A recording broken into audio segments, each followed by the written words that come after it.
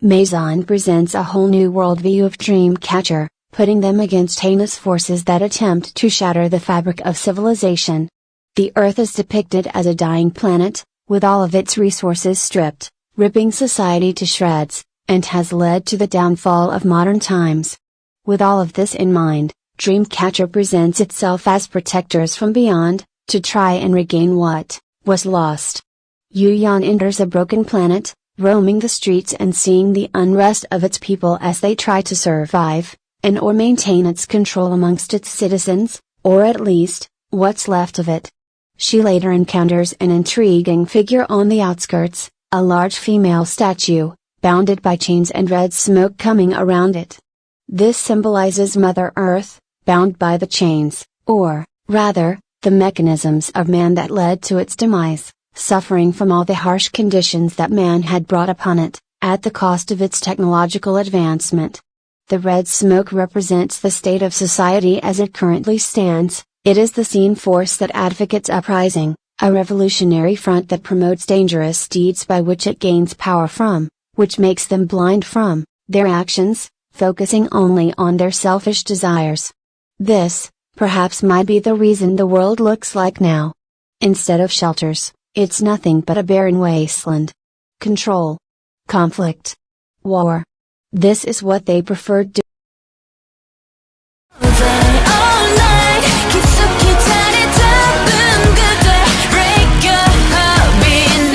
Gayan summons a rather peculiar object at her disposal.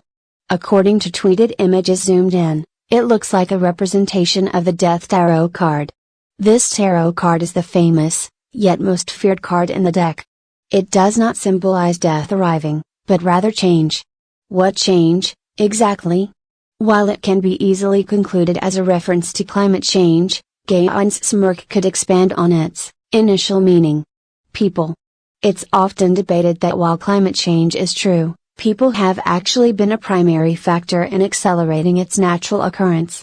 What humans should have been experiencing for the next 100, maybe 1,000 years, are instead happening in this very instance. And it has never been a good thing to hear. Simply, there is a problem in society where people haven't exactly been looking at themselves, and questioning their own choices. And this might be one of the root cause of such a situation that's being portrayed. Dami enters a sophisticated control room, with fallen soldiers laying on the ground. There was never a slight hint on what had happened prior to this scene, however the clues on what this represents lay already in front. From the name of the room itself, Control. It's a possibility that this was the main control room for the most powerful people, possibly the government, to maintain its observations everywhere in the world, for them to oversee their machinations, seeing that everything goes according to plan. The final shot of Dami smashing a camera is a reference to two things. 1. She has successfully infiltrated a part of the enemy's eyes, as part of her mission, and 2.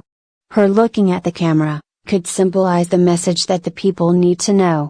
That ordinary citizens, have to be aware of what's happening in the world, and that they should stop being blind persons, just as those who are at the top, in order to continue the work what the soldiers sent have started. This is probably the most baffling thing in the music video, the scene where Handong disappears. Portals or gateways to another part of the world is depicted, and while we do see the entire team walk through it at about halfway through, the way Handong interacted with the portal is strange. It can be likened to that scene between Peter Parker and Tony Stark in Avengers: Infinity War, where half of the universe was wiped due to Thanos' snap. And perhaps, this is what it simply means. The scene represents the fate of the Guardians and humanity itself, should they fail in their mission to protect the world. Furthermore, it could also imply that they are running out of time, that there is only a limited chance that they can act towards this situation. And it does make sense. While progress has been made in the real world, it's far from the ideal scenario that needs to be reached, in order to steer ourselves away from an irreversible consequence brought about by climate change. Next, Swa enters a mysterious chamber, in what looks to be a meeting between odd-looking humanoids that take the heads of goats. She attempts to shut down the head of the meeting, sitting at the farthermost center of the rectangular table. This scene references two things. 1. It depicts the struggle of man against the influence of evil, and 2. The battle between the forces of good and evil, itself. In the Holy Bible, the sheep and the goat were separated, in order to present the characteristics between the good and the bad. The sheep represented the good, for it stays with its flock, and is loyal to what the shepherd tells it to do. It is a trustworthy companion.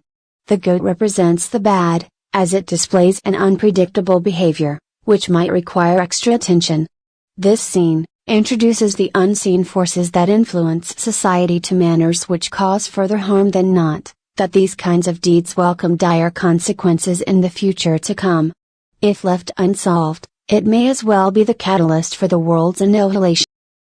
Jayu is held by a divine being, that transitions into a malevolent force. This simply depicts the world slowly being torn apart, brought by greed, treachery, and finally, destruction. It also represents the people suffering from what has happened to the world, their own actions brought their demise. The quick shot of Gaon crushing the goat figure, depicts the need to take down these evil forces, as it has taken the toll on everything the planet enriches. That it's time to take action against these entities.